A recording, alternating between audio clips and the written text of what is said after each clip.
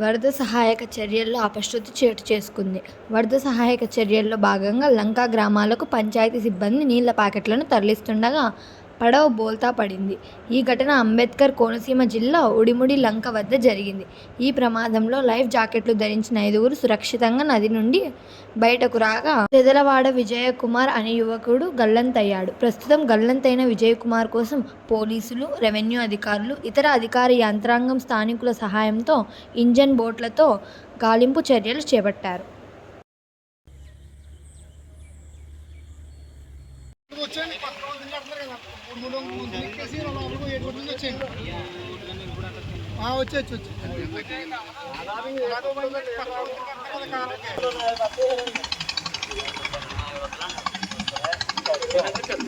ఆ బోట్ వండలో ఆ కుర్రోడు పాపం వెళ్ళిపోతుండే కుర్రోని చెయ్యి గట్టి చాలా ఉడికింది కార్నర్ కదండి ఇది బాగా ఉడికిపోయింది.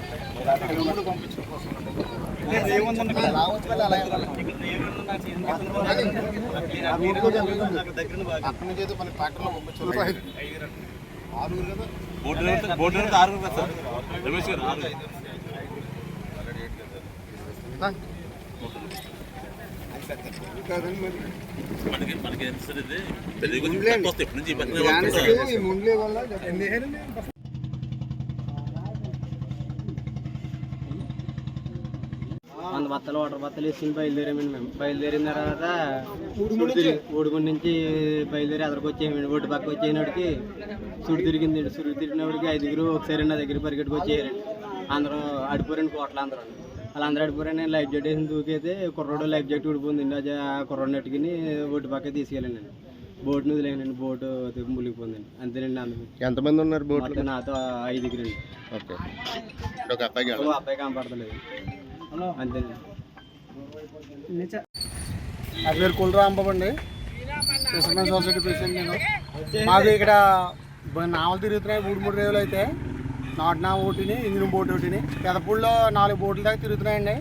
ఆ లంక గ్రామస్తులకి వాటర్ ప్యాకెట్ అట్టుకెళ్ళే సమయంలో లోడ్ ఎక్కువ అవటం వల్ల ఆ బోటు మునిగిపోవడం జరిగిందండి. అందులో 6గురు ఉన్నారు.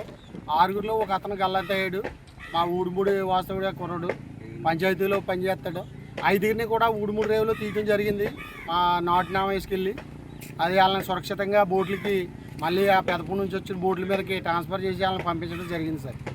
అదే ఒక అతను అయితే గల్లంతయ్యాడు, కనపట్టలేదండి.